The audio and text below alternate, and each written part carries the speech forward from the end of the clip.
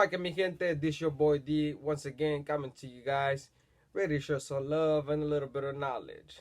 As you guys can see today, we'll be discussing a pretty serious topic plus a real gruesome one. It's not my experience.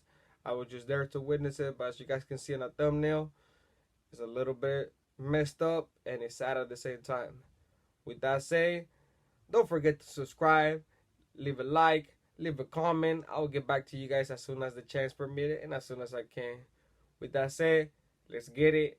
So Centinela State Prison, one of the yards, after all the señores got released, not all of them, but the majority of it, the best of them, basically became the headquarters of them. A lot of them got released, so a lot of them became the headquarters. Centinela especially, because it was so many of them.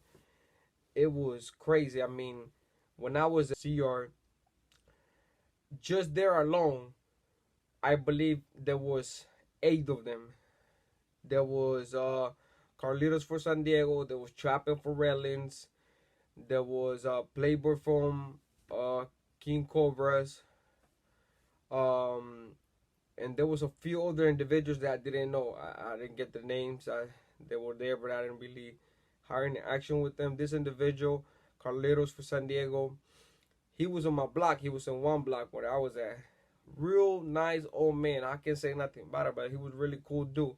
I never had more dealings other than one time I was eating a burrito. He passed by my cell. He asked me what I was cooking. He asked if he could try it, so I slid him one, and then from now on we created like a cooking relationship. He would ask me, "Hey, I got this. What you want to do? You want to cook something?" Because I was on cell 30, he was on cell 29 underneath me, so we could communicate it through the vent. And we used to gamble because he was a Chargers fan and I was a Niners fan, so we used to place bets on the football games. Believe me, those bets sometimes will get crazy because he would want to gamble at least $100 to $200 per game, and I was like, "Oh no, man, I ain't that rich," but he was alright with me at least. I never dealt with it. I never dabbed in politics with him. I never asked him for something I didn't want, so it was alright. The other individuals were in different blocks, 3 block, 2 block, and then I had an interaction with Playboy from King Cobra due to the fact that at that time the situation about Little One and Dreamer was going on, and he can approach all of us for that mess. Was basically gave us a heads up, said if any of you guys are using his name, for any of you guys, especially Dreamer or Tito, if you guys using this fool's name, you guys will be removed of the yard. That fool is done. He's a rat. That's who I heard it from. I mean, like I say, I still don't know if it's true that fool is telling. I heard from different sources that it's true, but I don't know. And my celly at that time was the homeboy Sinner from Hollywood. He asked him regarding Little One because him and Little One had a relationship. Me, I didn't much care for that though. Even though he want to say what he want to say now, I really didn't much care for it. After the conversation me and him had, I'm cool with it. So with the response we got was like him as well, Charles. He's under cigar. His problem can be fixed, but that's it. Charles for right now. So I kept pushing after that. Some people kept conversating with him. Me, I was like, is that it? Come on, be excused. We got a tournament. And I just walked away. My thing was playing soccer at that time. I didn't really like none of them dudes. And not that I didn't want to be seen with them because at that time they were still validating a lot of people. And I didn't want to go back to the shoe. So I'm cool. So while in the process of CR, BR started becoming a level 4 to 7. And they opened up the yard. They needed bodies to fill up the yard. So they started catching people that was in A to B status, that didn't have a job, didn't have school, and trying to send them to B yard. So because that was a 3 yard and they were opening to a level 4 to 7, because I'm telling you, there was a lot of people coming from Pelican Bay. And they wanted to establish a yard for this kickouts. Even though a lot of validators dudes and a lot of seniors are coming up, they will still get into send to level 4 yards due to their paperwork and stuff like that, right? But they were sending some of them to a level 270 or still a level 4, but it's a 270 design, which a little bit different. The 270 design is all open.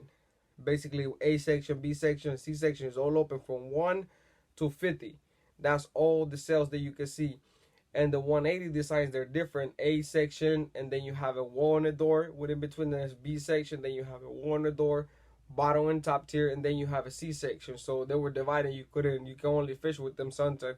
Most of the times you couldn't even fish with them dudes. And we only come out with them like when it was yard time. At least that's the experience that I had in those 180s. But they start sending people to BR. A lot of us got basically rolled up on those things, and we got sent to BR. I was the second wave. The first wave left, and I thought it was gonna be it, because they were like, we're not moving no more because they're gonna be bringing people from different prisons, and they're gonna try to fill it up. Man, I was so hot when they called my name, but we couldn't refuse. And that was not because I was already established, though. I was doing my thing. I had my clap. And I didn't want to lose my shit. Because they were searching motherfuckers. They were really searching niggas in there. Excuse my language, y'all got. They threw a wrench on me for saying the N-word. Because they were like, how come you did 15 years and you still talk like that? I'm from Frisco, man. We don't give a damn shit about none of that. And I'll tell you why. That's what we grew up with. We grew up, at least me, myself, I grew up in the projects, Hunters Point projects. People know about that. That's where I used to live, but I was from the mission. So we didn't, Frisconians or Northern California dudes, we got that swag. We got that stilo. We got that path to do as we please. I mean, I'm not saying that some black people, African American community don't like it. Yeah, there's some people that doesn't like it, but once they get to know where you coming from, they be cool. We don't be on a chair, be like, hey, you know.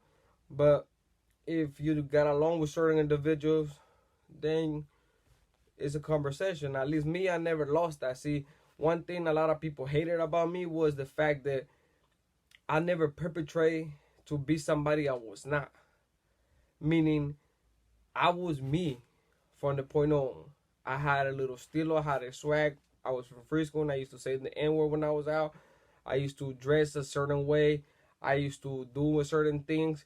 So a lot of people didn't like it. Even my own homeboys used to be like, hey, homeboy, we don't do that here, homeboy. Tú sabes que esto no lo usamos aquí, loco. Ah, puro salvadoreño aquí, tenés que hablar así. You know how that goes, but they couldn't take that stilo from us, and I'm not going to lose it. And if I offend anybody, I don't mean no disrespect by using the word, but that just, it comes out sometimes, you know, when I'm talking. So if it's bothers or it's offensive to anybody, before I get any further, it's Spencer, you know, I'm still a man.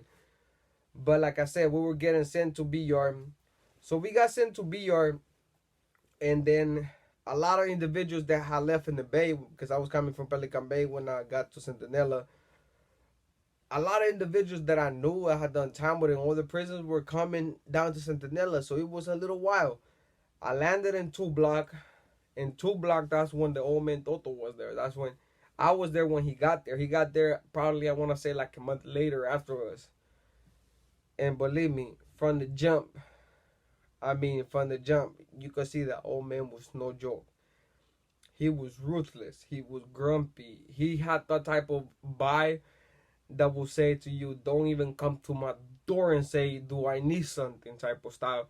And it's a trip because a lot of homies tend to do that when they see a pili or they saw a señora. A lot of homies that haven't been around, they'll know that some dudes hate that.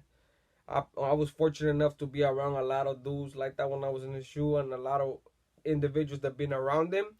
So I learned from them to be respectful and keeping my distance because they don't like themselves being high, you know. So a lot of them dudes will stop by and ask him. So next thing you know, the third day he was there, he sent the porter with a verbal. Do not stop at his cell to ask him if he needs anything, if he's okay. If you are willing or it comes out of your quota to give him something, drop it off at the cell, give it to a porter, and then walk away. Don't even acknowledge him. That's the reply got back to us. At least to Marcel, because he stopped by once, and Marcel, the porter came to him and was like, hey, homie, he said, Charles, though, don't stop at his cell no more.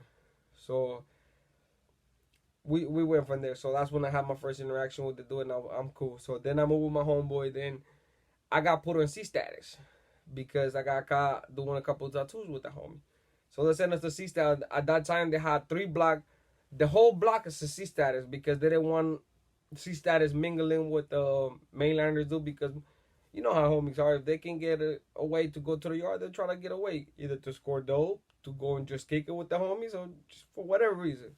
So they did a whole block dedicated to C status, 3 blocks. TVs that were getting taken away, everything. I mean, we were in there really tight in the road, like the old school time back in the days, in the whole one we used to have nothing but a book.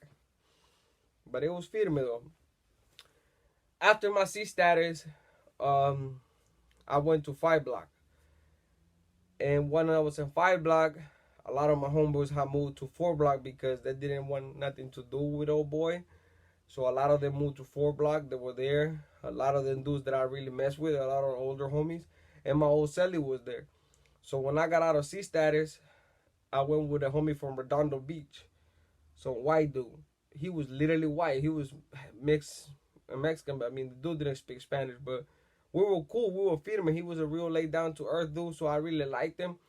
He had a level 3 program because he was coming from Mayor, the level 3 in Centinela.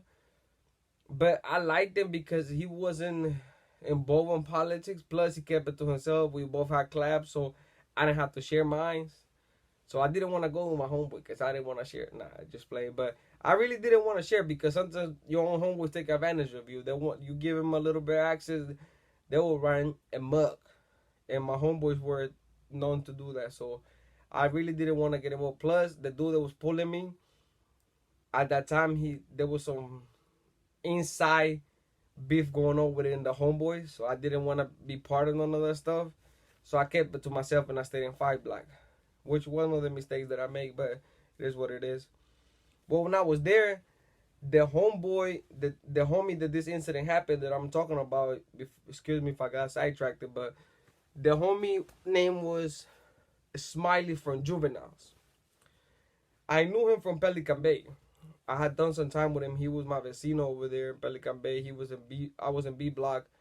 I think it was 7 block, and B or 5 block. One of those 2 blocks. It's just been a long time, but I was there with him. He was my vecino, and he was pretty chill, man. He was pretty cool. He was laid down. He had 15 years, and he was down to like I believe 4 or 5, and his Hinaha rode basically the whole term out with him. So she was really cool. They had it. That wasn't a baby, but she has. I guess when he was busted, she slipped up, messed up, and got caught up and did his thing. You know what I mean? You know what it is.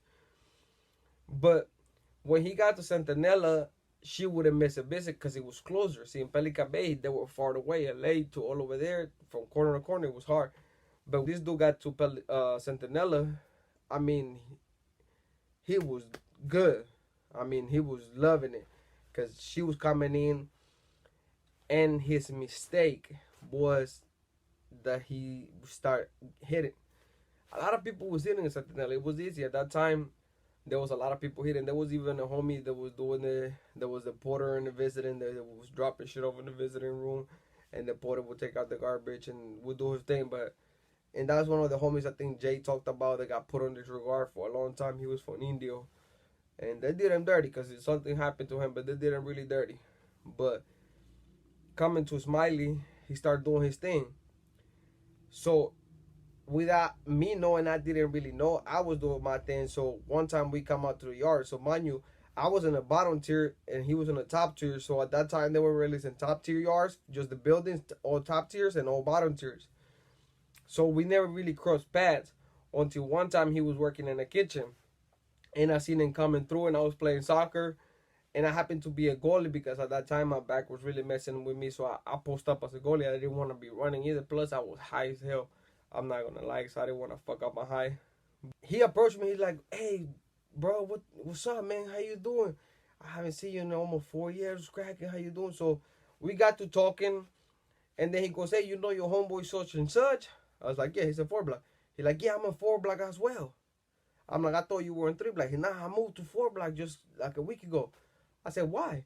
He said, man, look, come here. So he said, take a lap with me. I said, ain't you coming from the kitchen? You won't get in trouble with Toto? Because you know that old man don't like people. They're not supposed to be on the yard to stay on the yard because they will be calling you through the intercom, homie. He's like, nah, it's cool. So I was like, huh. So we started doing laps. He started giving me a rundown that he's fucking with my homeboy. And my homeboy at that time was fucking with Mula and the other senor, basically Fox. And they were in the mix.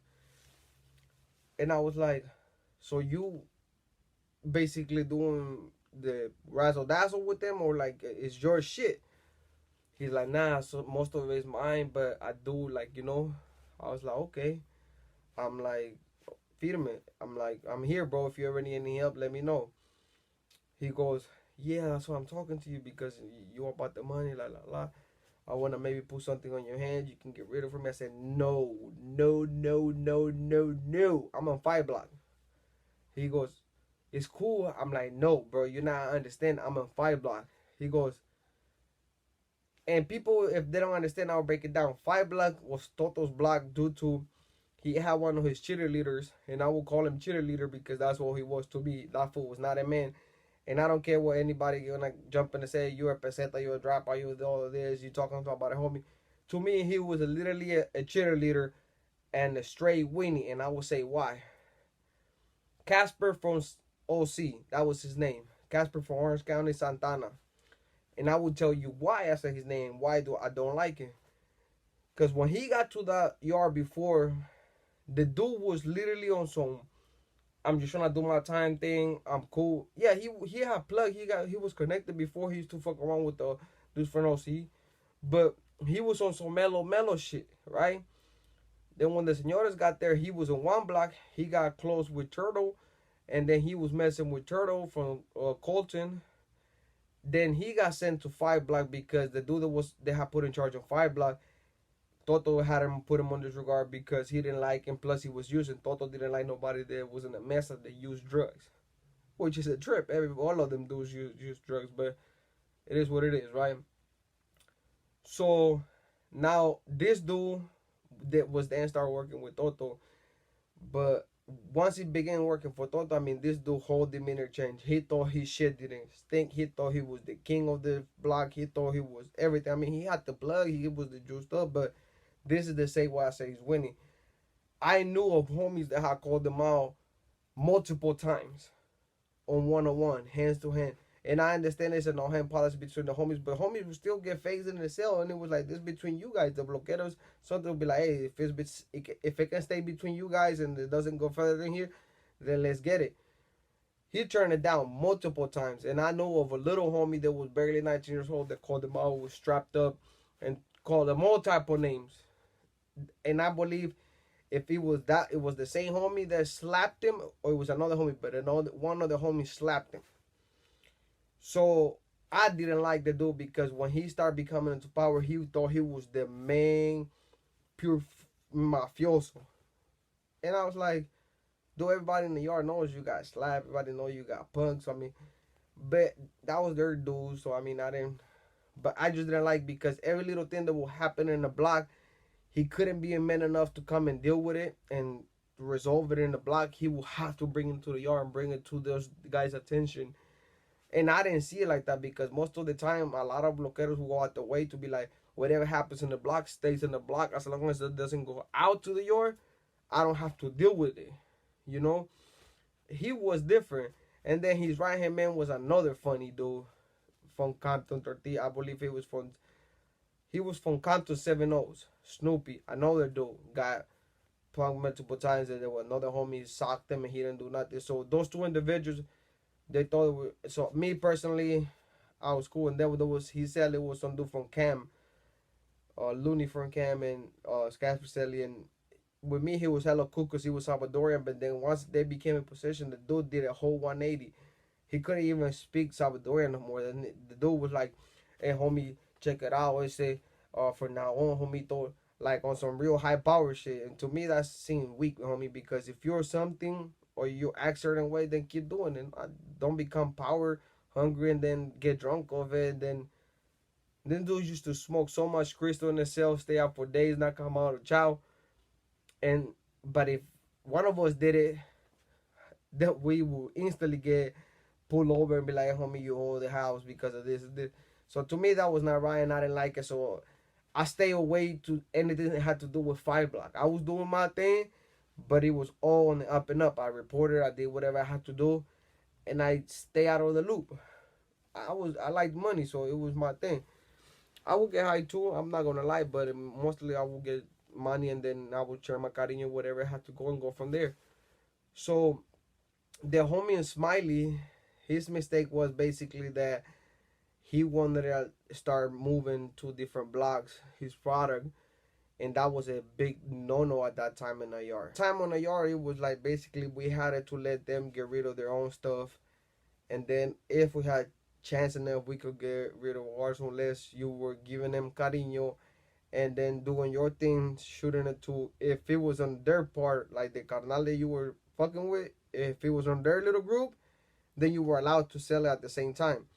If not, you had to wait, and they will give you certain days for you to send whatever you had to send to the carnal, so they would, so it didn't come back to them with like, oh, you're not letting me get nothing out of the yard, because that BR belonged to a certain group before they got there, and once they got there, the mesa got dissolved and all of the little stuff, you know. So the problem was the homie didn't basically, he was told by his senor not to be given more than he had to. And unfortunately, those situations we've seen it happen so many times. The one senor tells you not to do something, you believe him because that's who you're working, that's who you're messing with, and that's what you answer to. So you're instructed to do that. Even though when they came out, you were supposed to show them some cariño and still do what you're supposed to do for your pili, they still wouldn't be crunchable enough or be good enough to say, oh yeah, go ahead, dale, ponle, dale gas. They were still iffy about it, mad about it, and they would tax you as much as they could. And sometimes the situation that put him on the fire was that he got taxed more than he should have. So he brought it to his senor and told them, hey, this is what transpired. This is why I can't send what I'm supposed to be sending. And I guess they didn't like that at all. So what they did is like that crew that worked for that senor, all their phones, everything got access. They all took it away from him and basically left. But little incident like that start happening, and he start getting into a little bit more trouble. And I heard of, like I say, I was in the yard. I didn't know what was transpiring. I saw the hit go down, and later on when I went to the hall, he was my neighbor. He explained it to me a little bit more into details. But basically, it got to the point where he Toto didn't want him in the yard anymore. It came down to he didn't want him in the yard. He wanted him hit because he was refusing to do as he was asked, and plus he felt like he was putting him against his other carnal.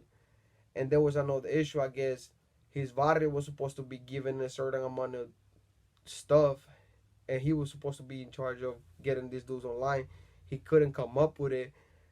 That was the last straw that broke the camel's back, and then he had refused something they asked him, so he was on the next flight thing out of there, but on a bad way. So they did him dirty. So we in the yard one day. He's working out because he used to work out a lot, and he's in the bar, and I noticed that a lot of dudes would come and start talking with him, and start messing with him, but most of the time they will come and say what's up, and they will bounce because he was a good individual. He had a lot of friends in the yard, but not enough for them to get involved and try to stop the pegada. So the two shooters that sent on him, I can't remember off the top of my head the name of the homies, but they were two big dudes. I believe one of them was Gunner from I just can't remember the barrio, and there was another individual, but I know one of them was Big Boy Gunner. He was a big boy, and he had hands too. I seen him fight. So the messed up party was there was this dude from Orange County named Jojo. They came up to him and trying to play it off with him and like, hey, what's up? How you doing, fool? And he felt the coldness of the interaction. So when he was doing the pull-ups, he noticed the two shooters, one get behind him, the other get in front of him. And they were chopping it up with him, acting like everything was cool. So when he jumped up to do his pull-ups, he noticed that they both went to the waistband. So he jumped down really quick. That didn't give him enough time to react. The dude hit him. The dude hit him. I believe the other dude was from 18th Street, Malo from 18th, if I'm not mistaken. I know one of them dudes was from 18th Street. And I believe the juvenile 18 had a little beef at that time. So it felt a little messed up.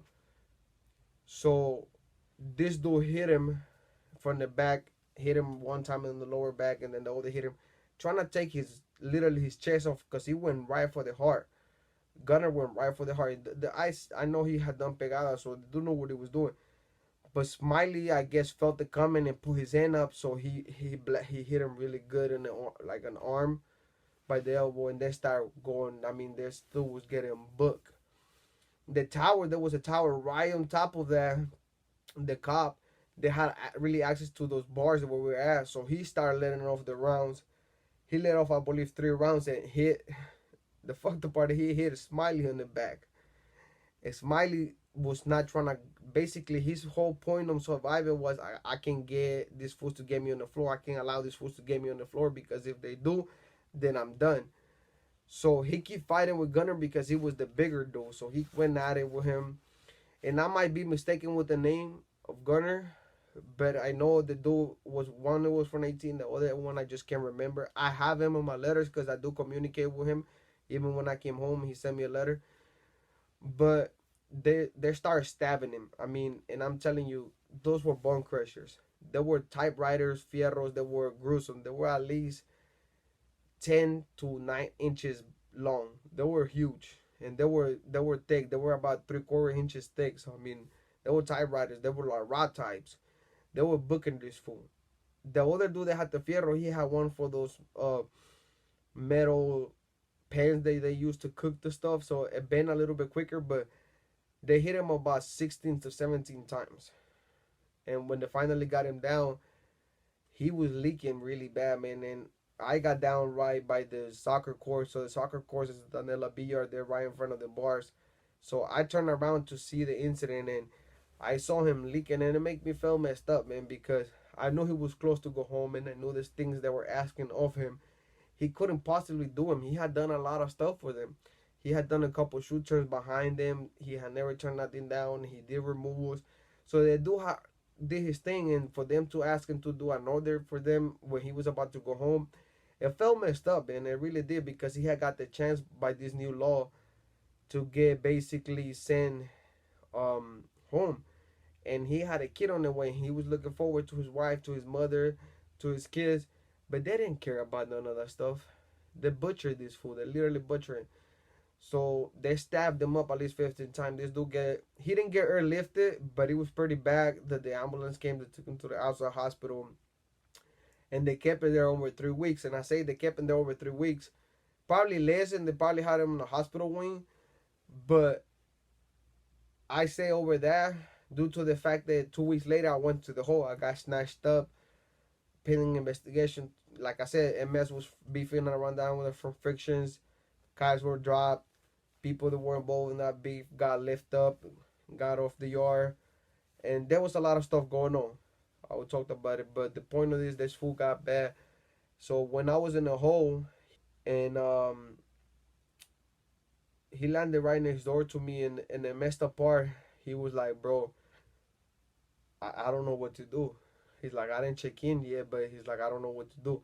And mind you, at that time I was still with the business, so I was like, "Bro, so he gives me the rundown. He didn't want to do something. Then his hyena, I guess, lost some money that belonged to them. So it came down to something really bad.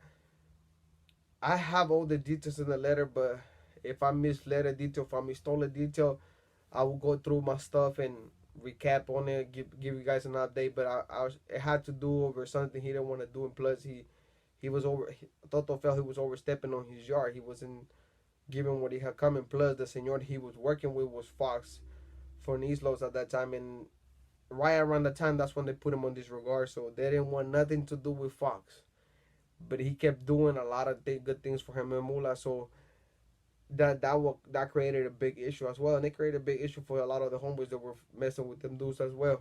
Moral of the story is Amache. So he comes back from committee, his second committee, and the dude, the Hura goes, he goes, "Your chrono, man. You've been asking for your chrono." He goes, "Your chrono." Because he didn't get a chrono, and the homies kept asking him for his chrono. You know, when you go back there, that's the first thing you got to show. But since he was coming from medical, I guess they didn't give him his chrono. So he gets his chrono, he shoot it to me, I read it, and it says the incident report and everything. And I was like, man, this messed up. He goes, hey, can you come to the van? I was like, what's up? He's like, "I'm not going to shoot it to the homies, bro." I was like, "What do you mean?" He's like, I think I'm done, fool. He's like, "I'm gonna check in. I'm done."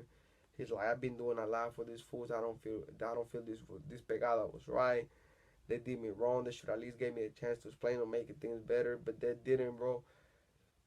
They thought I was trying to pin dudes against dudes, and it's not right, man. So I'm done. So he end up not shooting the chrono to the homie couple sales down that was basically had the tier at that time. And the homie shoots me a kite because he has seen me fishing with it. So he asked me, "Hey, what's up? You saw that fool's chronos?" Yeah. Uh, and he asked me, "Did that fool's done or qué onda?" I'm like, either way, it doesn't matter, homie. He goes, because that fool's done. We just got palabra right now. Because there was another individual that had just got there that same day that Smiley did. And he was like, we just got palabra. That fool's done. Toto don't want him in none of the yards. And I don't think he got enough juice to pull it to get clear. So I wrote him back and I was like, look, you got to ask him, my boy. I was just talking to the dude by his side because I know him. Even though I lied to the homie, but I felt like it was not my position to tell him somebody hadn't trusted me, because I felt that movida was wrong as well. So I didn't go ahead and burn him. So they get at him through the tier, and this is the messed up part. He goes, "Hey homie, you gonna shoot your chrono? Que pedo?" And Smiley goes, he's like, "Well, excuse me." He goes, "Hey homie, like we've been asking for your chrono for the past 3 days, homie. So que onda? Is you gonna shoot your chrono? Que pedo?" He's getting him on a tier, which is something that you shouldn't do. But at the same time, I understood that we're kind of fed up. So Smiley goes like, "Hey homie, I'm gonna get at you on the one time."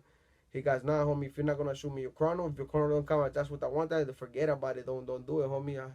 I mean, you already know que pedo." And Smiley goes, "So it's like that, huh?" So he's like, "Yeah." He's like, "Okay." Then Smiley does something that I didn't agree with him at the same time, because when you do something for somebody inside, and if you do it out of the quota, then that should come out of your heart, not something just to put it out there, right? So he goes like, "Homie, you wasn't talking to me like that when you were stopping at my cell asking me for dope all the time, asking for me to get your malillas off, or asking me for sopas. Now you back here acting like, you know." But he's like, "Don't trip. I'm not shooting that one time no more. Ya estuvo." So he goes, "Okay, that's firme." So this dude doesn't even have the audacity to get at the homie in A section. We were in B section on Adse to inform the homie. He just put it up on the tier. He goes, "Hey homie, let the homie know when you go to the yard. This fool ya estuvo, though." I mean, he already know what's up. And he said that because Boo Boo from San Diego was back there in the hole. He was under investigation for something that transpired when he was in CR, and they had him back there. And A section was going to yard, so he did that.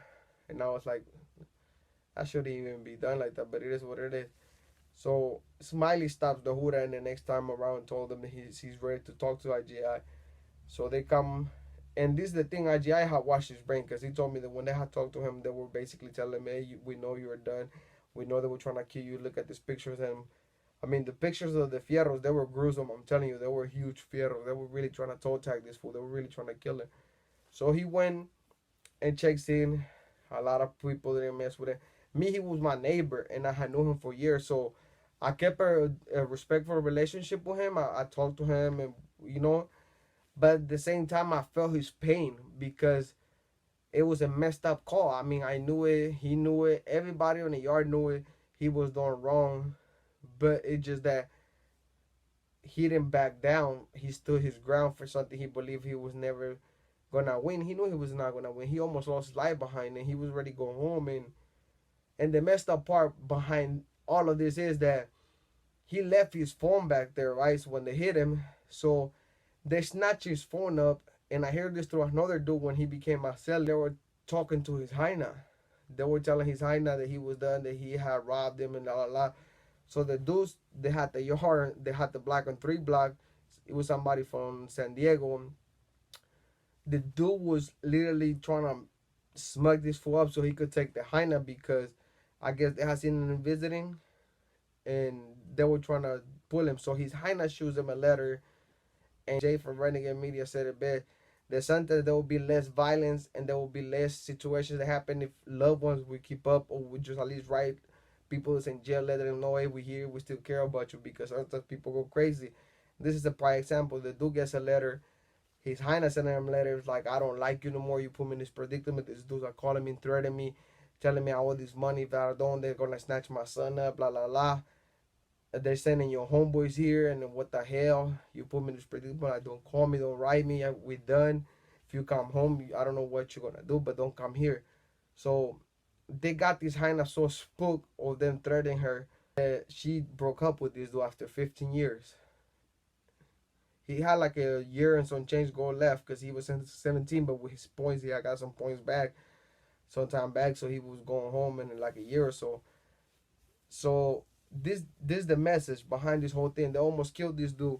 He almost lost his life behind the political game that he believed on, that he was doing money for the senores. He was blessing them with money. There was still not enough for their greedy ass.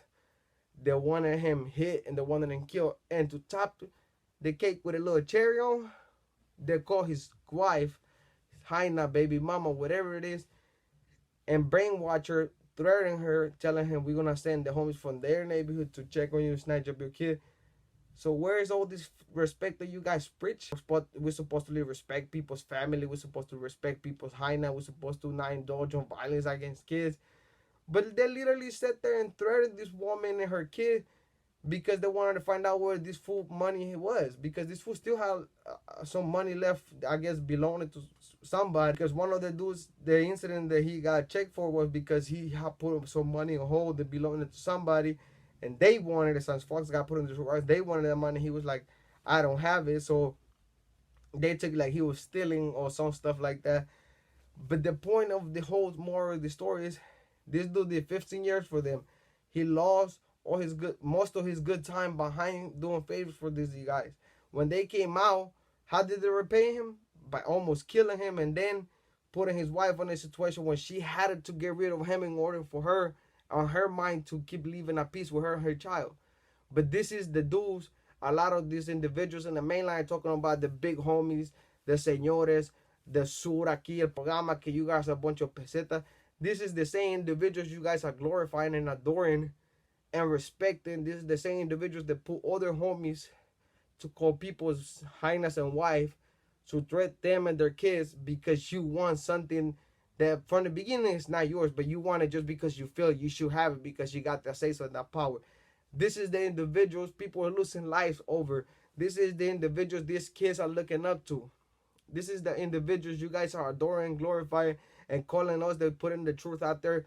A bunch of dropouts pesetas that we shouldn't be talking about this. This is our facts. They did that to Duke from Clanton 14, and I will tell you guys the story. They almost murdered that dude. After 20 years in the system of him politicking, taking over yards behind carnales, him going out of war with other dudes, him getting blasted multiple times on the yard just because he remained, he's too strong. They almost killed him because he refused to do something for them just for the simple fact that he didn't like their answer he got. And they almost murdered this dude. When he checked in, oh, he's a peseta, he's a basura. This is the same individuals you guys glorify. But yeah, we the ones that are snitching. We the ones that are peseta. We the ones that drop out. We the ones that say why. You guys are glorifying somebody that is willing to go as far as calling your family member your mother. What about if your mom has a heart problem or suffering from some ill sickness and she gets a call about, we're gonna kill you, your whole family, because your son is dead now because of this and this and this, and your mom passed away. Yeah, you will still be glorifying these dudes, still following their soul program. And yeah, we're the bad guys because we're speaking the truth behind this. And you guys telling me, oh, take off the mask. I will take off my mask. But not because you guys keep bitching about it or keep asking me. I will do it because I want to do it, because I show my face, because I believe in what I'm preaching and what I'm standing for. The oppressors are those guys. There's people in the mainland contact me now. They used to contact me to see how I'm doing, but now I tell them, bro, I got a story for you. These dudes are vicious. You guys know what they're doing with the canteen. I will tell you guys about it. If you go in their store, believe me, scandalous stuff are going on now, even now as we speaking.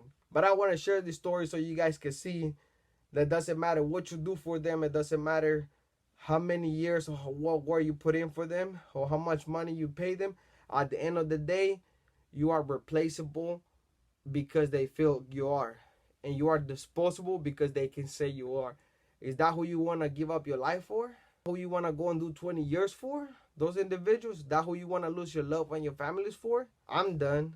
I'm not willing to do it again. I'm not hiding. I'm not running for nothing. I'm speaking the truth. If you don't like it, I will still keep speaking it. It doesn't matter what. Because this individual is oppressor, abusers, and degenerates. They're talking about you can't use dope, but they're using it. It's time to wake up, people. Let's see the truth. Let's see what they have. The Mexican Mafia not your friend. The NF is not your friend. All these four organizations, they're not your friends, man. They can use you, abuse you, and then discard you like garbage. If you're willing to throw your life away for somebody that by the time they get fed up with you, they will kill you, I'm sorry you feel that way, man. And I'm sorry for you and your family that you put him through a lot of pain. I wish you the best, but I wish you don't do that. Wake up, look up the eyes, look up things that are different. There's a better world out there than just gangbanging. You guys already know. With that said, hit that like button, subscribe, leave a comment. You guys already know. Let's get it.